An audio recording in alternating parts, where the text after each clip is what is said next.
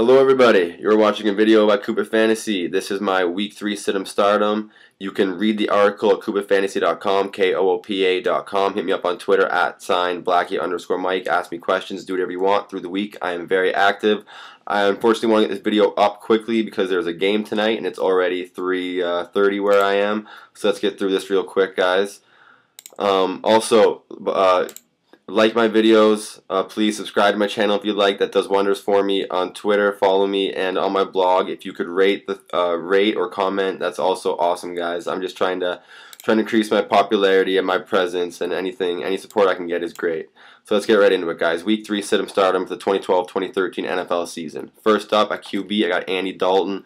The Skins haven't been very good against the pass so far this season, and that was on display in Week 2, and they allowed Sam Bradford and the Rams to come back for the win. So this week, Sam Dalton should be able to have another 300-yard game like he did last week.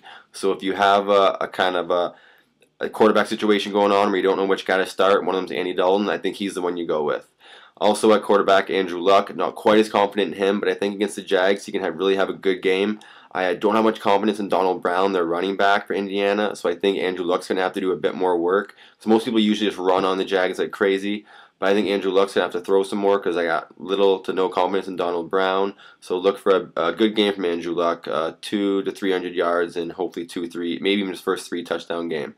Running back Jamal Charles has been a bit of a disappointment so far in 2012, but against the Saints, who have the league's worst rush defense right now, this is an excellent opportunity for him to break out of whatever funk he's in and show off his massive potential and break out for a 60-70 yard TD run or something like that, which we all know he's capable of.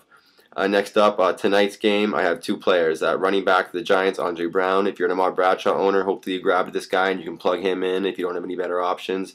71 yards and a TD last week with only 13 carries, I believe. David Wilson seems to be in the doghouse still, and it looks like Andre Brown's going to get the nod. There's a bit of a worry here that David Wilson will eat into some carries, but it looks like Andre Brown's going to be the starter and get the bulk of the load, and they've had quite a bit of success running so far this year.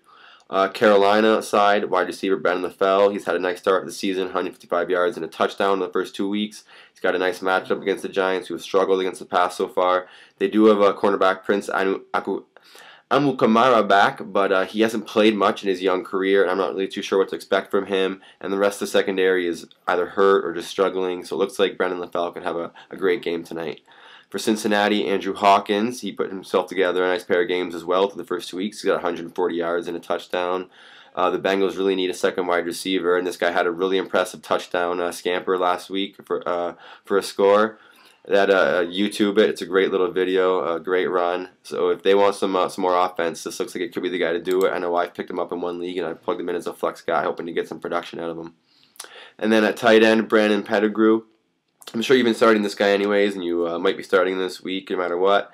But if you were hesitant on starting him because of his lackluster production, his very mediocre production, this is a great matchup for him.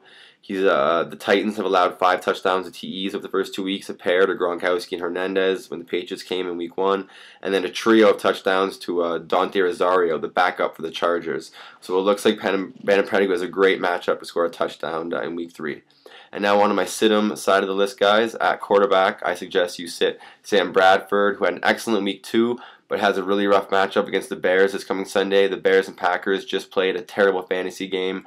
There was not a lot of offense to speak about, and I don't think St. Louis is going to have a whole lot of offense against the Bears on Week 3 coming up.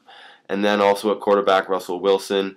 He had an explosive preseason, was picked up by a bunch of people, and he helped the Seahawks dominate the Cowboys this past weekend. But on a Monday nighter, under the lights, against a very volatile defense like the Packers, I would not really be counting on Wilson for a fantasy win if that's the guy you've been starting so far. And at running back, Doug Martin. Something tells me that coming up against the Cowboys, who just got, as mentioned, murdered by the Seahawks, they're going to be looking to bounce back with a big win. It's their home opener. I think they're just going to be real hungry and really take it to the Buccaneers. I think Doug Martin's going to have a really rough time getting into the end zone.